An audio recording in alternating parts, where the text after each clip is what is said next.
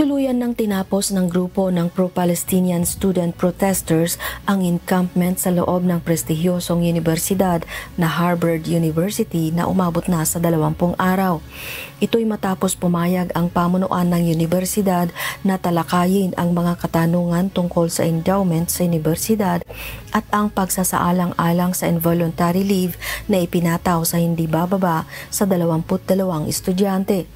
Ang Harvard Out of Occupied Palestine o HOPE ang aktivistang koalasyon na nagko-coordinate sa kampo upang putulin ang ugnayang pinansyal ng universidad sa Israeli military apparatus.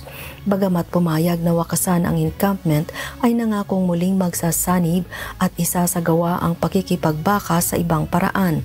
Ayon pa sa grupo, hindi ito naniniwala na ang pagpupulong na ito ay magdudulot ng panalo sa divestment, kundi layon nito na patahimikin sila sa pagsisiwalat ng divestment.